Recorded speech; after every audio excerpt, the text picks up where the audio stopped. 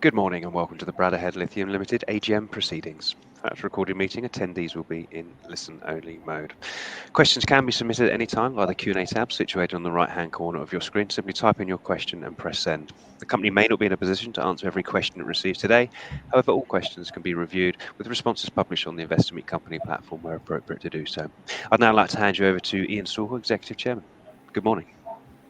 Okay, thank you very much, Paul. It's 11 o'clock here in Douglas in the Isle of Man. So, ladies and gentlemen, those present, welcome to the third annual general meeting of your company. My name is Ian Stalker and I will act as chairman for the purposes of this meeting. The quorum necessary to constitute this AGM of the company is one member holding not less than 2 of the votes of the shares entitled to vote present in person or by proxy, so the requisite quorum is present. The notice convening the meeting has been in your hands for the required time period, and with your approval, I suggest it should be taken as read. Before I start the official proceedings, can you please note that in the event of a fire alarm here in the Isle of Man, we will make our way to the fire exit that is signposted very clearly in this particular hotel. And other than that, there's no one else here. We've all got our phones on mute, so we're ready to go. I have with me today, I think it's interesting for everyone to hear, the board of Bradda, in fact, almost all of us. We have sitting next to me, Ewan Jenkins, and we also have Denham Eck and Alex Borelli, and Jim was at the end of the phone, Jim Mellon, and we also have present Piotr Shabik, our CFO, and Katie Errock, our company secretary. So we're all represented here, hopefully to demonstrate that we are big believers in the company and also to answer questions that shareholders may have at the end of this presentation.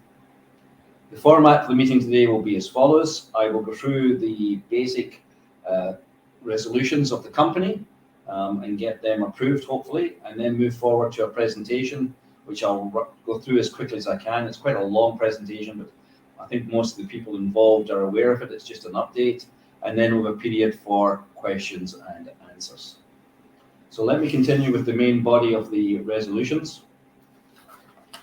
I should let you know that we've received 26 proxy forms representing 136.56 million votes cast. So there's been a fair amount of interest and we've received a large body of votes, and I thank everyone for their attention. Resolution 1, which is an ordinary resolution, to receive and adopt the report of the directors and the financial statements for the year ended 28th of February 2023, together with the report of the independent auditor. Could I have someone to propose that resolution and someone to second it? Alex? Seconded. And Mr. Jenkins to second it. I will now put the resolution to the vote. Can I ask those in favour to please raise their hands? All done here, and we have the number of votes given to us, and they're all approved, I can assure everyone, by a healthy majority up in the 99 percentile region. So I declare that resolution carried. Resolution 2, which is an ordinary resolution again, is to appoint PKF Littlejohn as the auditor to hold office from the conclusion of this meeting to the conclusion of the next meeting, at which time the financial statements are laid before the company at a remuneration to be determined by the directors. Could I get someone to propose that we go ahead with that? Ewan and Mr. Eck has seconded it. Thank you. I'll put it to the vote. Can I ask those in favour to please raise their hands? That is conclusive. And we also have a vote. The number of votes taken were 136 million, and 100% of the votes cast, and we had 100% in favour of that as well. So resolution 3, moving on, which is again an ordinary resolution to elect the directors of the company who will serve until the end of the next AGM or until their successors are appointed. Could I ask for a proposal for that? Mr. Borelli and a seconder, Mr. Jenkins. All those in favour here? Unanimous, thank you very much. And again, the vote that was put forward was highly supportive. And thank everyone for their support on that. So I declare that resolution carried. Resolution 4, which is an ordinary resolution, to consider and if deemed advisable pass with or without variation a resolution of shareholders approving the company's equity incentive and compensation plans. Could I have someone to propose? Alex? And someone to second? Ewan, thank you very much. Those in favour, please raise your hands. Unanimously passed. And again, I'd report that the same sort of level of voting, 99.5% of the votes cast were in favour of this particular resolution, so I declare that resolution carried as well. Resolution number 5, which is an ordinary resolution, is to grant the directors with authority to allot and issue shares and grant rights to subscribe for up to 390,609,439 new shares in the company, being 100% of the entire issued share capital of the company as at the date of this document. That's excluding shares issued by the company pursuant to the exercise of options and/or warrants held by employees, management, or other advisors. These are known as the excluded securities. The resolution replaces any existing authorities to issue shares in the company, and the authority under this resolution will expire at the conclusion of the next AGM meeting of the company. Can I ask one of the proposer, again Alex, and Denham as the seconder? Thank you very much. And again, I can report that the votes in favour were over 99.49%. So again, unanimously approved. So I declare that resolution carried. And the final resolution of today, which is resolution 6, which is a special resolution requiring a 75% majority of the votes cast, that if resolution 5 is passed, the directors are authorised to issue equity securities as continuing authority up to the 390,609,439 new shares, being 100% of the issued share capital of the company as the date of this document.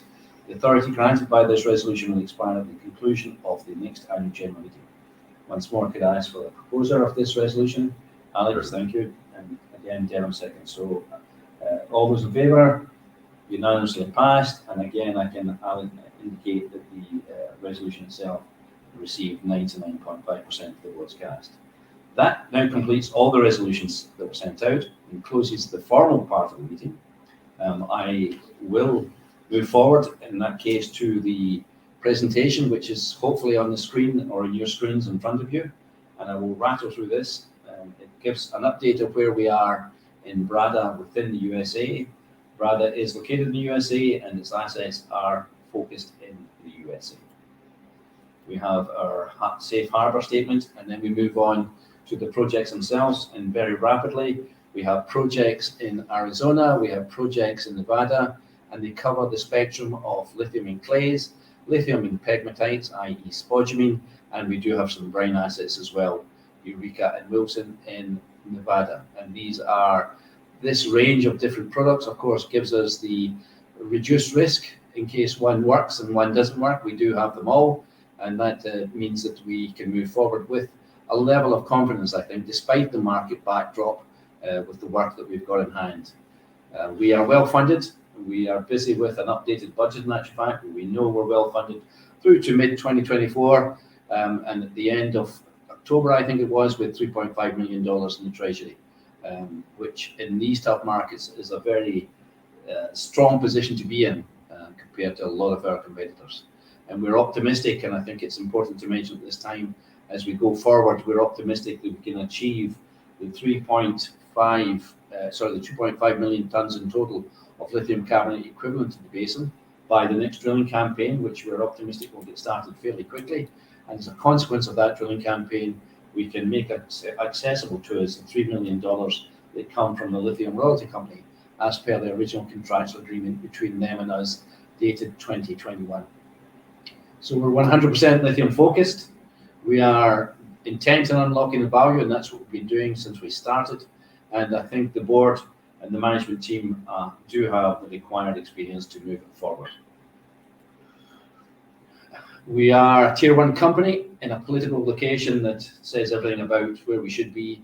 It's like one of those property programs, location. Well, we are in the right spot. America, as almost under the example of the Thacker Pass, is desperately keen to get its own lithium. They're spending at least 2.3 billion is the current billion, and I'll repeat it, the current budget number for that particular project, of which 750 is coming from one of the car manufacturers in the USA, and money is coming from the American government as well, because they want American lithium, and that puts us in a strategically important position.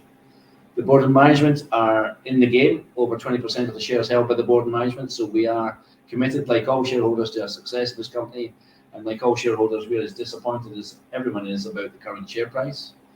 We have got first-rate local and regional infrastructure. We've got reduced geological risk we've talked about, and we're very conscious of the ESG factor. In fact, we work it to our advantage because we are so close to the car manufacturers that the actual footprint of carbon footprint that we is needed when you move and mine and transport, by comparison to the bulk of people in the same environment, we are very small. So we believe it's the right time, right place for us as we go forward. Management team, you can see everyone there who's with us, and Pioit and Joy are part of the management team, and they form a very, very strong team indeed.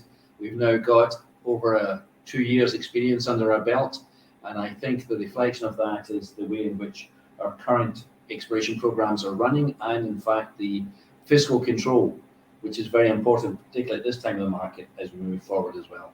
But we've a very good team, and we include the advisors which we use as needed, with probably the most important advisor being the ESG one, who is getting us into Washington, in actual fact, in the month of February, to go and talk to the USA government and tell them what we're doing and see if we can get some feedback that's both beneficial to us. Projects we have in Arizona are the Basin Project, which is the sedimentary clays, and the San Domingo Project, which is the spodumene pegmatites. So as you can see there, we have been busy throughout this 2023 period with exploratory drilling in San Domingo. We will finish this current program by the end of the year. Assays should be out plus or minus 6 weeks after that. We've had some encouraging signs, as you can see there. So we're very keen to complete that and get what results we've got in the public domain, as we will report as they come in. In the clays, the 23 activity was successful. We increased the basic resource number to over 1 million tons, which allowed us to collect the $2.5 million from our colleagues LRC. And again, we're getting some interesting results that show consistent thickness and good grade. So we have a great starting point that sooner rather than later will be recognized by the market, I'm sure, and rewarded as a consequence in the share price movement. Just a quick overview. We, after our first drilling program in San Domingo, we collected a lot of extra ground. So we now have approximately, I think now almost 30 square kilometers of ground. We wanted to make sure that our competitors weren't hedging in on us, as they tend to do in North America. There's a lot of people just take ground because of the success of the guy next door to them. So we've picked up a lot of ground. We're busy now in a professional and efficient manner, working our way through the targets. There is an incredible amount of targets. When we get on the ground earlier this year and we saw the number of pegmatites, it really is trying to focus on what we think is priority by a visual assessment. And we're doing the second drilling campaign. And you can see up the top, Midnight Owl is where we've been working, and Bolt was a new target. And when we drilled Bolt, lo and behold, we did find spodumene-bearing pegmatites. So there is pegmatites, spodumene-bearing pegmatites about, but it does take time to unlock them. We just got to work our way through this drilling program and just complete the exercise. And it will be this time around. That would give us a total of around about 12,000 meters that have been drilled. So by comparison to any peer group, that's a relatively small amount, and it will demand, I'm sure, at some stage we've got to go back in and redrill it. But the plan for us, optimistically, is to take the current drilling and with a bit of luck, you can see some highlights there, with a bit of luck, move this through to a resource number, a 43101 compliant resource number, so we can then make use of this for the test work that would then follow to ensure that the resources we've got are in fact the potential to deliver an economic project for ourselves. We put out a press release earlier this week, which I think I just quickly referred to. The press release highlighted that we were able to produce a sellable product from the sample that we sent to the laboratory, and it's in no way representative, and there's no way at this meeting anyone should think otherwise. I repeat, it is not representative, but it is equally a sample that is not unusual, and we took that to the laboratory and we produced a sellable lithium concentrate at over 6% lithium, which sells in the marketplace for around about $2,000 a ton, and we did that just by the simple gravity association of the minerals. So there was no chemicals used whatsoever, and the benefit of that, of course, is the permitting aspects when you move forward to permitting the extraction of this lithium. So it was very encouraging to get that, and that came out in the market on Monday, and we did see volumes moving up quite nicely in terms of the total number of shares sold. The second project we're on is, oh, I beg your pardon, another way. The second project we're on, of course, is Basin. We've concentrated down in the bottom right-hand side of that slide, which is Basin East, Basin North. It constitutes roughly about 10% of the total land package we've got. We've got 1 million tonnes now. We think we'll pick up 2.5. It will pick up another 1.5 to give us 2.5. And if you just, as SRK would do, say that equals 10% of the land package, then 10 times that would be a very large number, discounted because of the relative risk. Then you can see why we've got a target in here of 6 million tonnes of lithium carbonate equivalent. The plan for the next few months is to get over there. We are busy with the budgeting aspects. We've gone out for quotes for a drilling rig to move over to Basin East, and the intention is to get that started early in 2024. And we're encouraged with the results we got. We feel much more comfortable about our knowledge of the basin area, the thickness of the material, the consistency of the material, and some of the ancillary byproducts that may come out as a consequence of extracting these lithium in clay ore bodies. So we're comfortable that we're moving in that. The wiki up is currently on hold, not because of the lack of prospectivity, but because we've more than enough to do down in Basin, and that's where we'll spend our time and money. We too have the brine assets. I'm going to spend a little bit of time on this presentation on a peripheral subject, but we have the brine assets that still remain good targets and still remain areas where we should drill. But again, it's not a lack of intent, it's just a lack of resources, people and finance to get in there.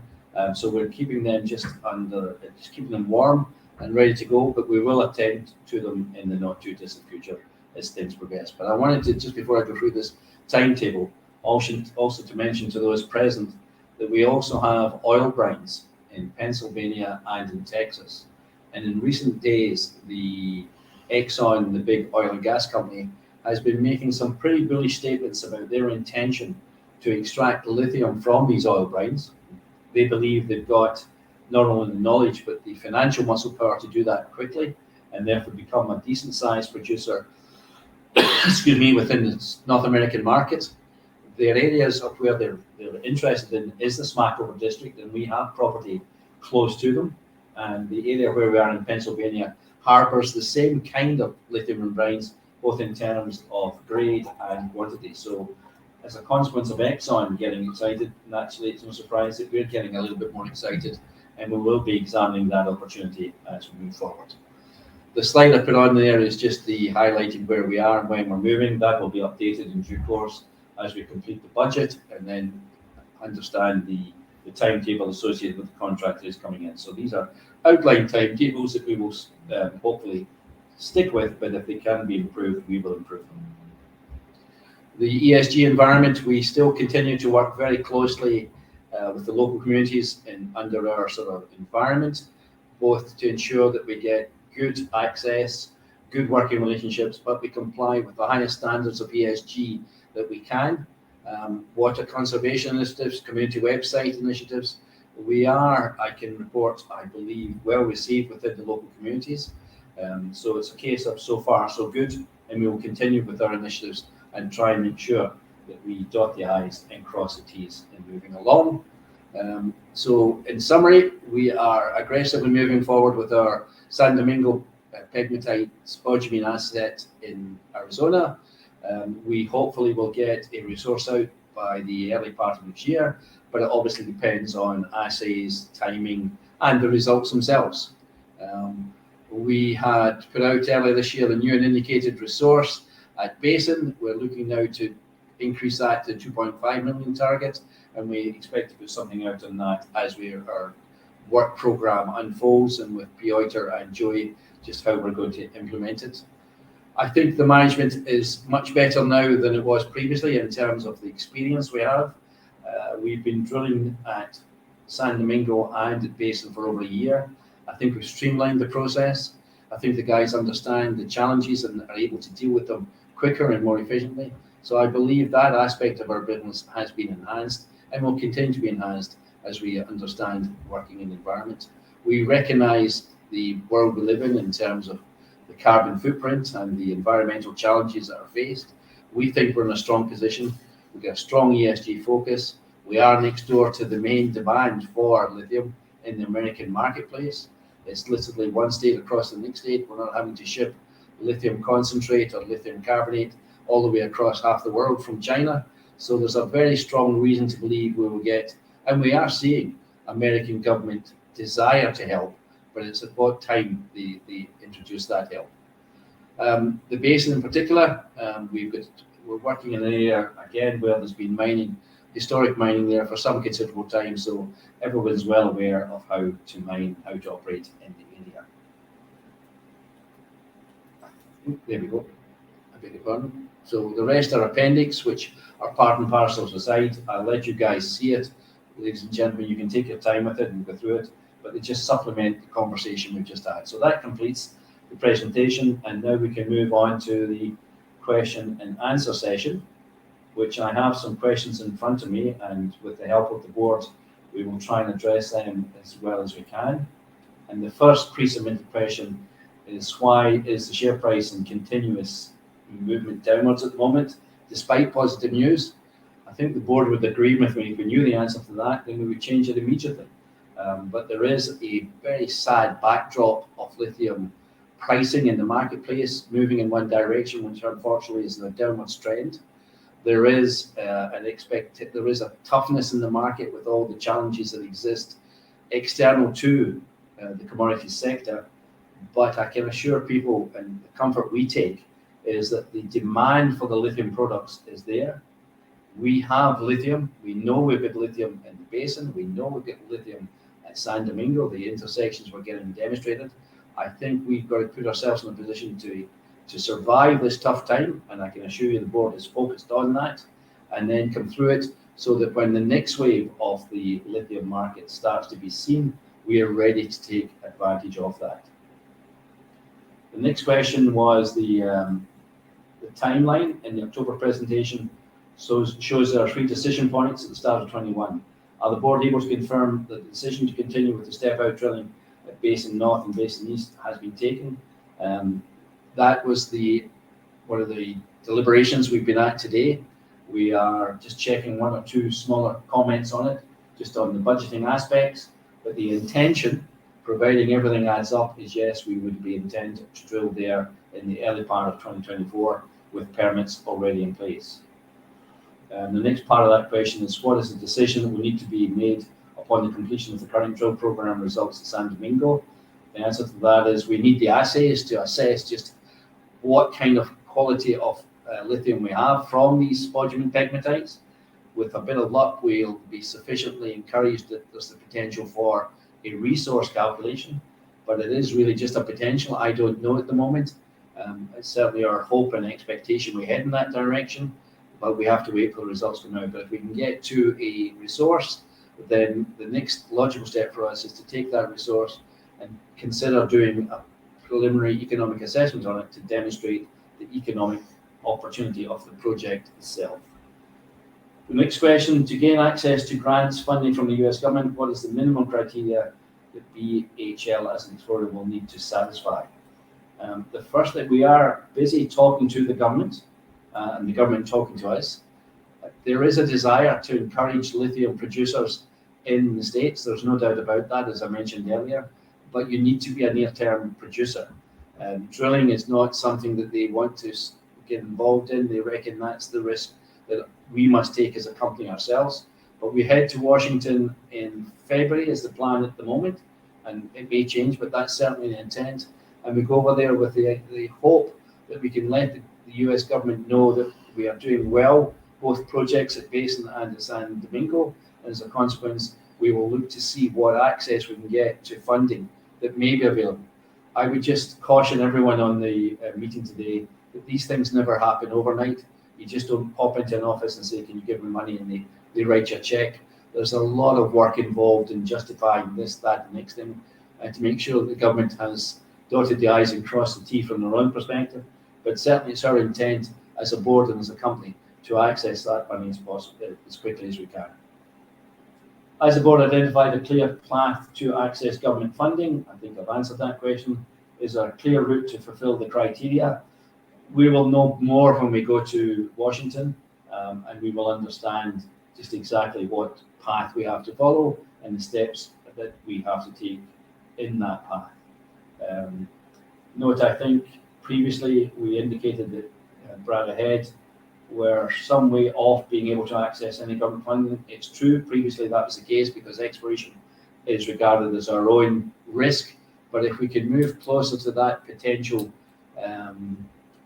economic extraction of, for example, the spodumene pegmatites at San Domingo, if we can get that far, then I think that would be more encouraging for the likes of the US government, because we could demonstrate a reasonably quick path to production. But there's a lot of big ifs in that. It's only at the moment a program that we will work towards. There's no guarantee of success in it. How will the brine opportunities be developed over the coming year? Well, I mentioned two brine opportunities. I think the latter one, which is the oil brines, just seems to be getting more attention. We are putting a little bit of effort ourselves into it. We want to go and again do a recon back up in Pennsylvania, which we think is the better of the two assets we've got. We have had some indication of interest from third parties. We will encourage that as we see fit. We are fully engaged in our own projects in Basin and in San Domingo. I don't wish to dilute the effort in those areas at this moment in time. So if we can get a third party interested, we will certainly encourage it.